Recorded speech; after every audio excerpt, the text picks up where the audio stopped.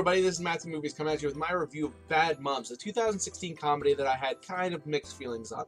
Overall, I thought it was an entertaining film. It was funny. There was lots of moments that made me chuckle, for sure. The characters were fairly well developed in certain cases. Other cases lesser so, but the main characters, they were well defined. You came to kind of care about them, and so from a comedy and a character standpoint, I thought it was a solid, not not extraordinary, but solid.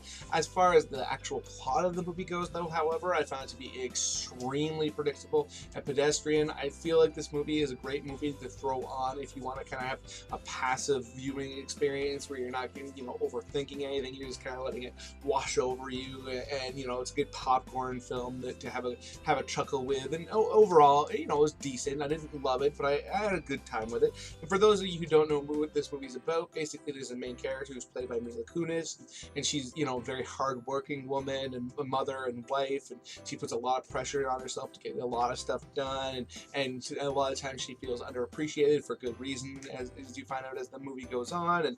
And she decides one night that she's going to go check up on her husband and see what he's up to, and if she finds out that he's not being as faithful as she should be, she kicks him, or he should be, I should say. She kicks him out, and she is now forced to take up everything that with all their kids and their life and all that. And she decides shortly thereafter that she's putting way too much pressure on herself, and she's going to let things drop.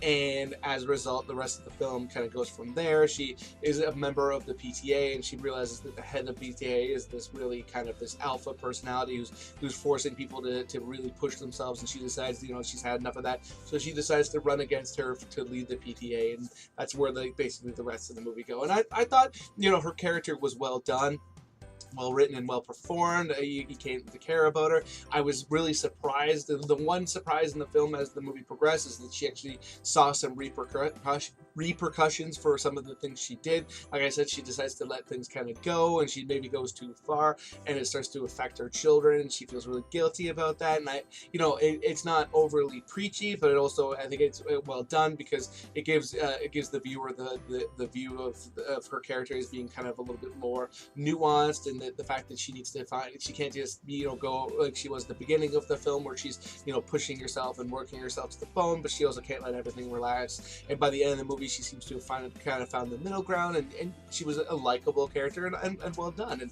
And you get introduced to her two new best friends, one of whom is played by Kathryn Hahn, who's the outrageous member of the group. If you wanted to compare this to The Hangover, she'd be the Zach Galifianakis. She's very outrageous and crazy and says whatever comes to her mind. I mean, there's moments where she's trying to get support for her friend to have people come to a party, and she's threatening people that if they don't come, then she'll seduce their husbands. I mean, and she's drunk a lot of the time, and she's very frank about her kids and their deficiencies, and she was definitely one of the funnier elements of the movie. I will say, for me personally, there was a couple moments where some of her jokes were a little bit too outrageous, just for my personal taste. But overall, I thought she was a stellar part of the film. And Kristen Bell is the other member of the trio of new friends, and she's kind of the polar opposite of Kathryn Hahn, where she's the much more kind of starched and made up member. She's very awkward and unsure of herself, and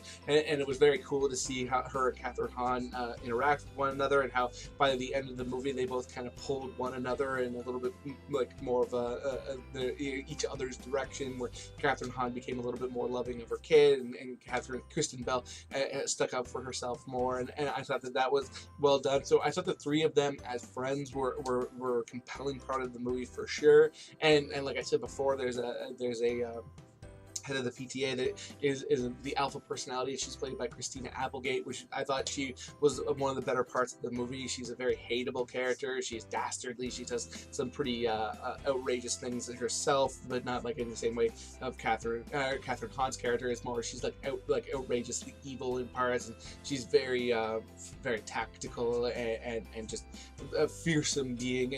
And she was a good antagonist for the film. Will say that by the end of the movie, the way they were handling handling her character I found a little bit implausible. Where basically this movie, this is a minor spoiler, so if you don't want to hear it, jump ahead like 30 seconds or whatever. But this movie definitely wants to have a happy ending, so they try to redeem her character, and by the end she's friends with the three of them, and really for no good reason. She had just done something really awful to Mila Kunis's daughter, so that I found hard to take.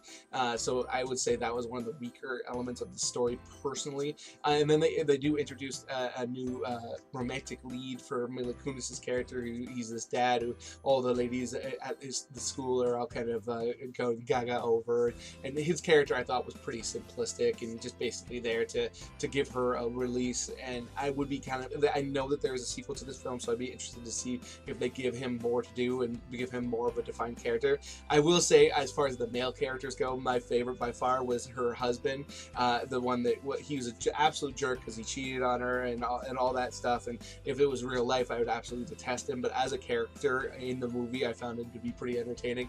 He was so blissfully unaware of how buffoonish he was, and the manner in which he treated life, and he didn't understand that he would feel the repercussions, and he's just like a real doofus character, but in an entertaining way. And I will say this, that was one of my other major problems with this movie, is I never understand with a lot of these films like this. Mr. Mom is another example where they make the man and the husband and the father out to be like he's a complete and utter moron. Like, he's completely incompetent in every way when asked to take care of his kids. He's completely out of his depth. I mean, to me, as a dad and as a husband, I do kind of understand it, where like they have this movie is clearly was marketed towards women and mothers and wives, and I know that there are probably lots of women who feel that way about their husband, that they're incompetent, and I know my wife probably feels that way about me from time to time, and